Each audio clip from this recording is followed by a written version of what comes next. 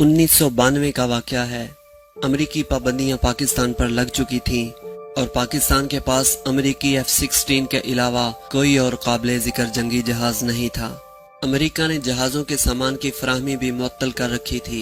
जंग लड़ना तो एक तरफ, पाकिस्तान अपने पायलट्स के फ्लाइंग आवर्स भी पूरे नहीं करवा सकता था। इस मुश्किल घड़ी में पाकिस्तान ने चाइना की तरफ देखा तो मालूम हुआ कि चाइना का एक भी जंगी जहाज बैनुल अक़वामी मयार के मुताबिक नहीं था।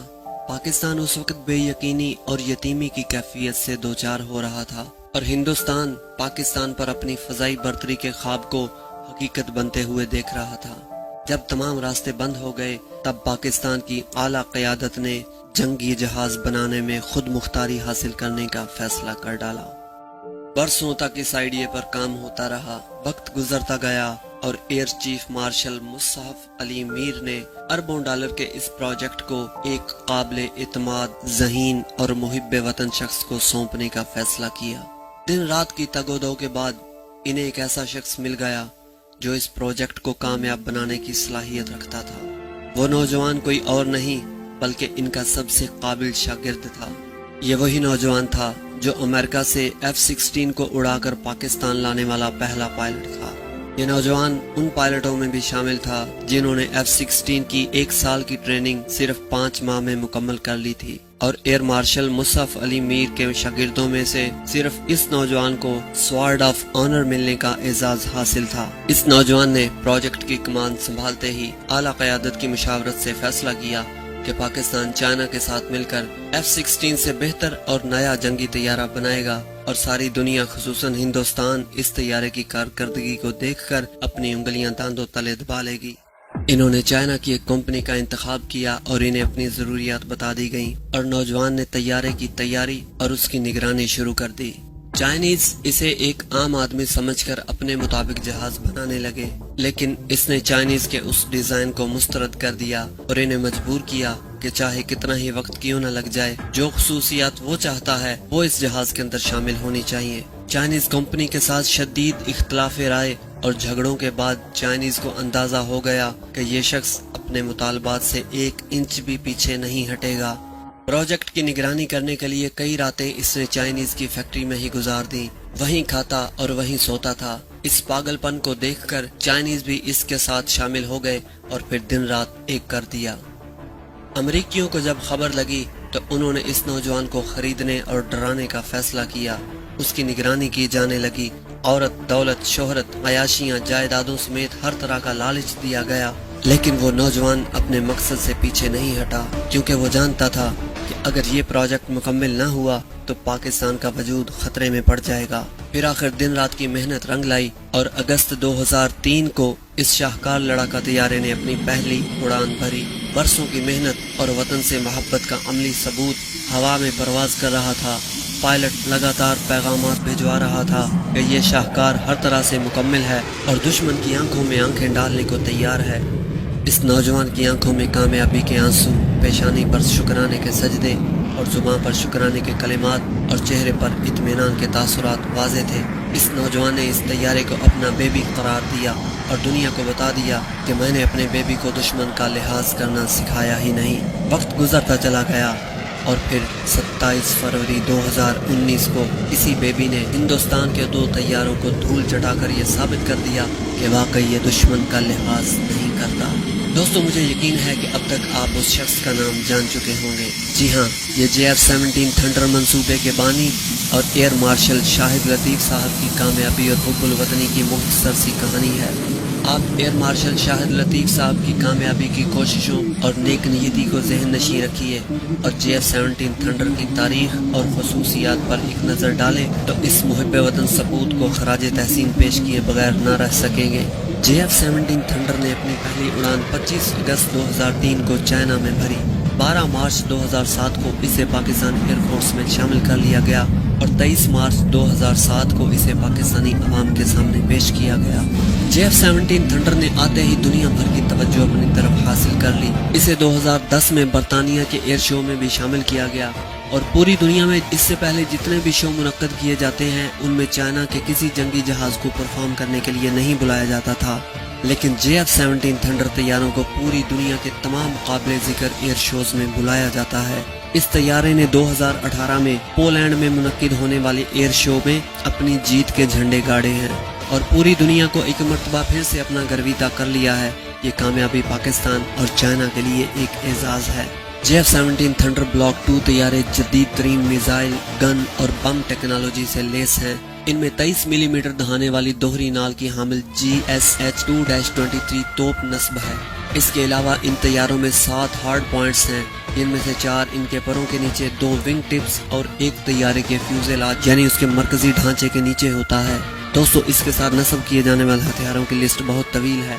फजा से फजा में हमला करने के लिए PL-5E2 शॉर्ट रेंज और हद निगाह से दूर तक मार करने वाला SDA BVR मिसाइल शामिल हैं। दोस्तों, ये BVR मिसाइल क्या होता है, इसके मुतालिक आइए इस तैयारे के बानी एयर मार्शल शाहिद लतीफ ही से सुनते हैं। देखिए, जहाज तो उनके पास भी है, मसलन उनके पास मिराजेस हैं, लेटेस्ट वाले जिनको आप मिराज 2000 कहते हैं, उनके पास Su-30 हैं, वो भी फ्रंट लाइन जहाज हैं जो उन्होंने एक हमने गिरा दिया। और अब रफाल जो हैं रेगुलरली उनके पास आने शुरू होने, कुछ मेरा ख्याल पहले पहुंच भी गए। रफाल का और हम अगर कंपैरिजन करें तो क्या आप एक ही कैटेगरी है ना, सारी 4th जनरेशन जहाज हैं। इससे अगला जो स्टेज है वो 5th जनरेशन, जो कि अमेरिका ने बना लिया, चीन ने बना लिया, रूस ने, और हमने अब ये खुद बनाना है। वो जो खुद नसारी की का जो हमने उसी वक्त जो हमारी विजन थी, जो मैंने लिखी थी कि JF-17 हम चीन की मदद से बना रहे हैं। याद रखना कि अगला 5th जनरेशन जहाज जो है ये 4th जनरेशन, 5th जनरेशन हमें खुद बनाना है। इस वक्त हिंदुस्तान के पास 5th जनरेशन है कोई? किसके पास? हिंदुस्तान के नहीं, कोई 5th जनरेशन नहीं, 4th जनरेशन। किस एतबार से हम इक्वल हैं? तो इसलिए हम उसके लेवल पे हैं। मगर जो एज है मैंने आपको बता दिया, वो हमारी ट्रेनिंग है और हमारा जज्बा है। इसको आप नहीं इक्वेट कर सकते ना। ये कोई ऐसी सॉफ्टवेयर तो नहीं है कि जो यहाँ पे चिप लगा दोगे।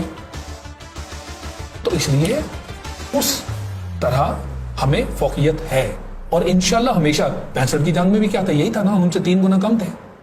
वही बदर वाला जमाना याद रखें, वो 1000 और इधर हम 300, 1/3 था ना। 65 में भी यही था। फिर उनकी क्या हालत हुई? वो MM आलम्स कहाँ से पैदा हुए? वहीं से पैदा हुए ना, सरफराज रफीकी, MM आलम। तो ये इन लोगों ने उनके जो है वो छक्के छोड़ा दिए थे। हम वहां जाते तो उनके जहाज तबाह कराते थे, रनवे पर खड़े हुए आग लग जाती थी। वो हमारी तरफ आते तो हम उनको मारते थे। फिर वो डर गए, तो हमारी बेसिस पे आने से पहले ही वो कोई जंगल वंगल में बम फेंक देते थे और जाके कहते थे मैं उनकी बेस तबाह कराए। तो चूंकि IT का जमाना नहीं था, दिखाया नहीं जा सकता था, तो वो तो अपनी जान छुड़ाने के लिए इधर आते ही नहीं थे। उन्हें पता था कि हमें वहां पे भी मार गिराएंगे। इतना तहलका था हमारा उस वक्त। आज भी ये 27 फरवरी के बाद उनके हाथ पांव कांपेंगे और कांप रहे होंगे। ये हमारे साथ हुआ क्या एक ही दिन के अंदर? तुम्हारा अल्हम्दुलिल्लाह, इसीलिए मैंने कहा रवायती हो गैर रवायती हो, कोल्ड स्टार्ट आपने ट्राई किया, आपने टैक्टिकल न्यूक्लियर मिसाइल बना लिया, आपके बिलियंस ऑफ डॉलर जो आपने इंफ्रास्ट्रक्चर पे लगाए थे उन्हें सारे जीरो कर दिए। तो अब कुछ और भी ट्राई कर ले, अल्हम्दुलिल्लाह आप हमें तैयार पाएंगे। हमारे पास काउंटर टैक्टिक्स, काउंटर ऑफेंसिव, और ये हमारा हक है और हम इंशाल्लाह करेंगे। लास्ट कमेंट, किस तरह से एंगेज किया था? जाहिर आप तो थे, बानी थे उसके JF-17 के, उस वक्त जो अभिनंदन को कैसे एंगेज किया, फिजा में कैसे एंगेज किया जाता है सर? ऐसे जी ऐसे एंगेज किया जाता है कि ये जहाज जो था ये उस इलाके में आ गया, हमारे इलाके में आ गया। लाजमी चीज है कि उसको भेज दिया गया कि वहाँ बड़ी एयर एक्टिविटी हो रही है, तो तुम जाओ और उनके जहाज गिराओ। वो हवा में बहुत सारे उनको रेडार पे नजर आने शुरू हो गए जहाज। अच्छा, रेडार पे मॉनिटरिंग हो गई, चीज है, उधर भी मॉनिटरिंग थी, हमारे यहाँ भी मॉनिटरिंग थी। तो उसके अंदर वो आ गया। और यही तो मैं कह रहा हूँ कि क्या टैक्टिक्स हैं कि MiG-21 और वो पिच कर रहे हो, वो तो MiG-21 तो फ्लाइंग कॉफिन्स का हिस्सा है। फ्लाइंग कॉफिन मतलब जो मतलब हो गए और आप उस बंदे को भेज रहे हो और विंग कमांडर है। फिर रेडार ऐसे मौके पे गाइड करता है, आपकी कम्युनिकेशन हो रही होती है रेडार के साथ। आप उससे हमने पूछा कि तुम्हें रेडार नहीं, कह रहा मुझे कोई कुछ नहीं बता रहा था। और इतनी रेडार के ऊपर, कम्युनिकेशन के ऊपर वॉल्यूम था कम्युनिकेशन का कि मुझे कुछ समझ नहीं आ रहा था। बस मेरे पास जहाज था और मैं चली आ रहा था, मुझे नहीं पता था मैं कहाँ जा रहा हूँ। ये प्रोफेशनलिज्म उनका। अगर तुम्हें पता ही नहीं तुम कहाँ जा रहे हो तो turn about and go back. आपके इमरजेंसी प्रोसीजर्स होते हैं ना। तो वो आया, उसको मारा, इसी तरह आपने Su-30 को मार दिया।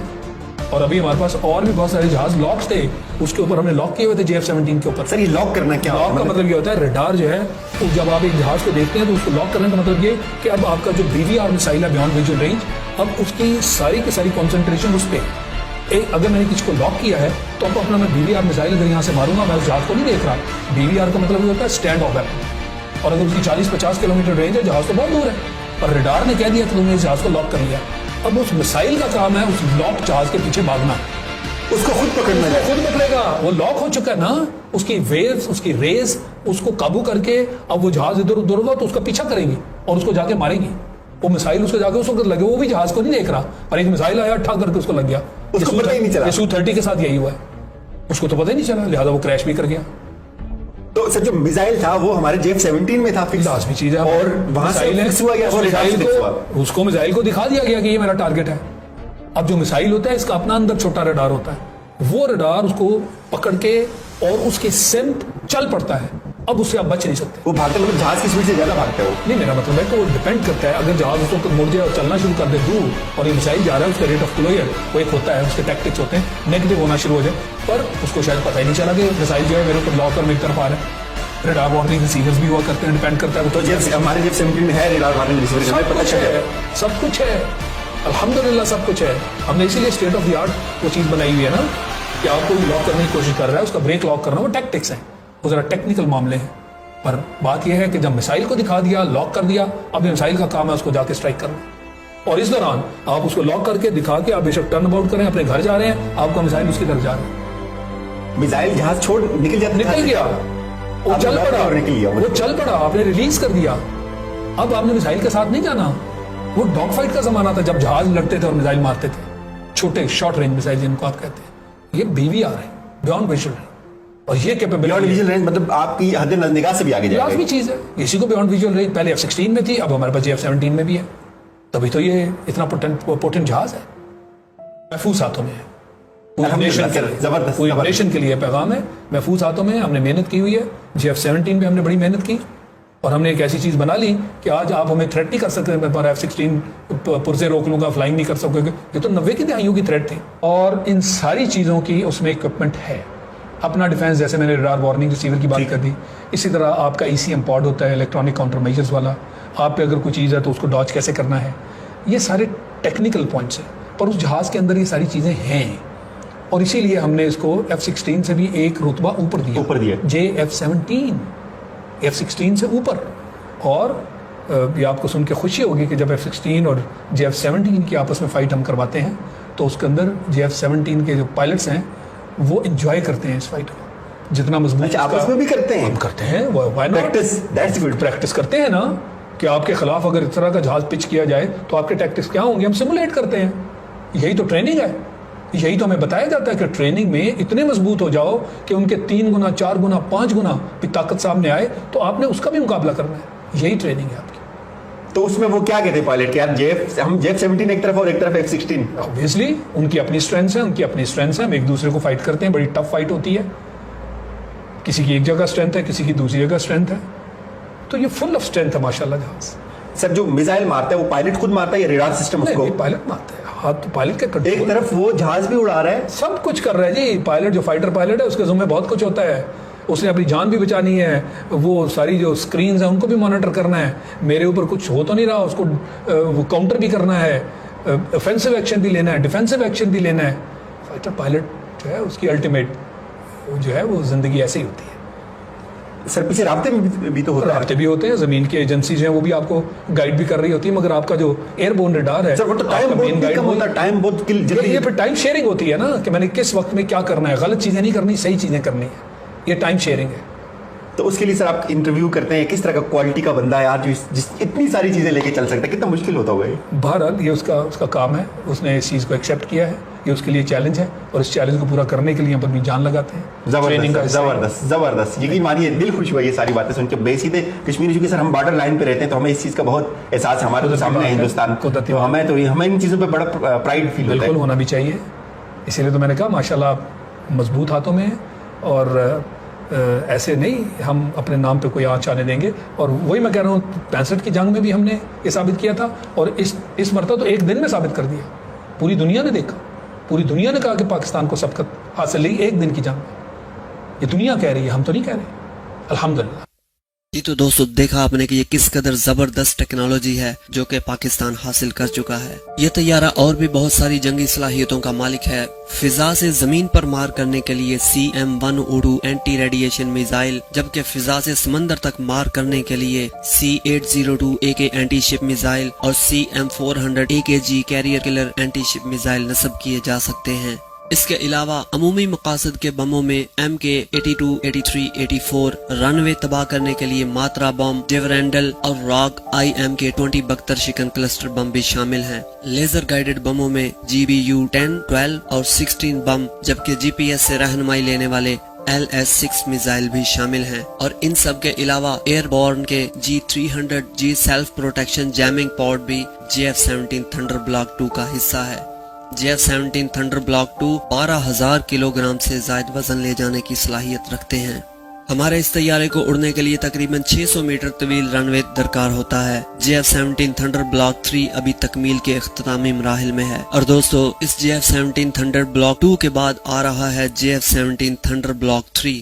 یہ طیارہ ابھی تکمیل کے اختتامی مراحل میں ہے. یہ بلاک 2 سے کئی گنا بہتر ہے اور اپنی خصوصیات کی بدولت تقریباً 5th جنریشن طیاروں کے قریب تر ہوگا. اس کا ڈیزائن اور انجن مکمل ہو چکے ہیں. بلاک 3 میں KLJ-7ESA ریڈار سسٹم نصب ہوگا جو اپنی رینج کے اعتبار سے بھارت کو فروخت کیے جانے والے اسرائیلی رافیل طیاروں میں نصب RBE-2AESA ریڈار کے مقابلے میں بہت زیادہ طاقتور ہے. اور 5th جنریشن یعنی 5ویں نسل کے لڑاکا طیاروں میں ریڈار سسٹم بہت جدید ہے اور یہی استعمال ہو رہا ہے. اور یہی وہ ریڈار سسٹم ہے جسے دشمن کے ریڈار سے پکڑنا تقریباً ناممکن ہو جاتا ہے. ماہرین کے مطابق JF-17 تھنڈر بلاک 3 کی ایویونکس F-16 کے مقابلے میں کئی حوالوں سے بہتر ہے. JF-17 تھنڈر بلاک 3 میں helmet mounted sight HMS technology نصب کی گئی ہے. اس ٹیکنالوجی کے ذریعے پائلٹ کو ٹارگٹ لاک کرنے کے لیے طیارے کو ٹارگٹ کی طرف موڑنا نہیں پڑتا، بلکہ ٹارگٹ لاک کرنے کے لیے پائلٹ کو ٹارگٹ کی طرف ایک نظر دیکھنا ہوگا اور پلک جھپکنے میں ٹارگٹ لاک کر کے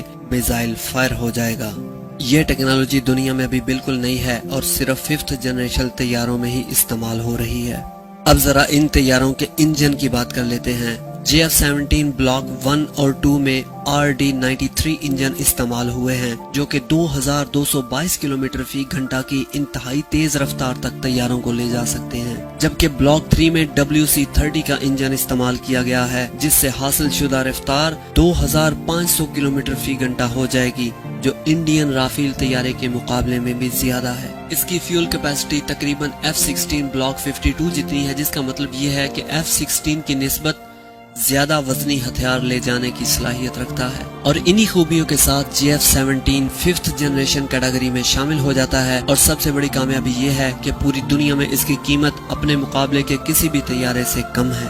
اگر پاکستان کے JF-17 تھنڈر اور بھارت کے رافیل طیاروں کا موازنہ کیا جائے تو کارکردگی اور خرچ کے اعتبار سے پاکستان کو بھارت پر واضح برتری حاصل ہوتی ہے. ایک رافیل طیارے کی قیمت میں پاکستان 3 JF-17 تھنڈر طیارے تیار کرنے کی صلاحیت رکھتا ہے.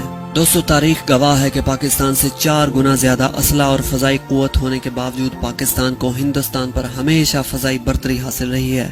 اس کی وجہ ٹیکنالوجی میں مہارت کے ساتھ حب الوطنی کا جذبہ اور ملک کی حفاظت کا جنون بھی ہے.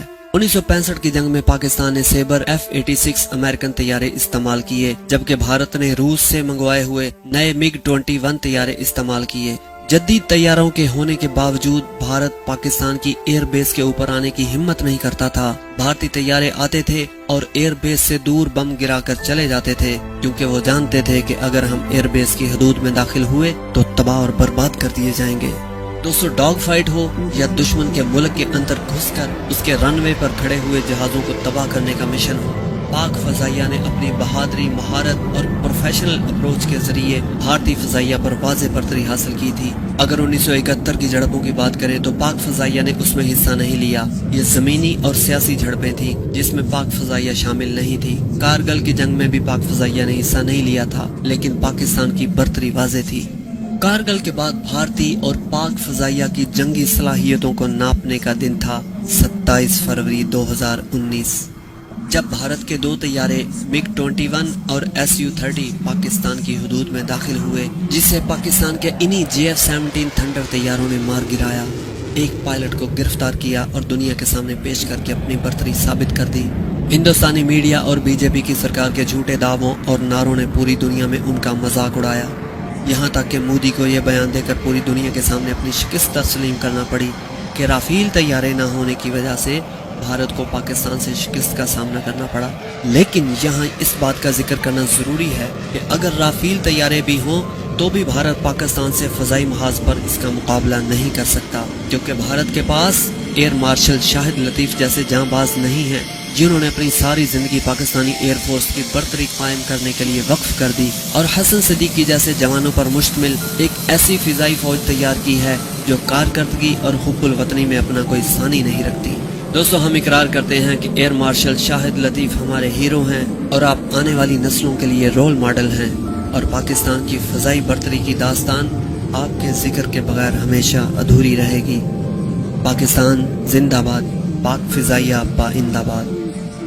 दोस्तों, हमारे चैनल को सब्सक्राइब कीजिए, इस वीडियो को लाइक कीजिए, हो सके तो शेयर भी कीजिए। अपना बहुत ख्याल रखिएगा। अस्सलामु अलैकुम व रहमतुल्लाह।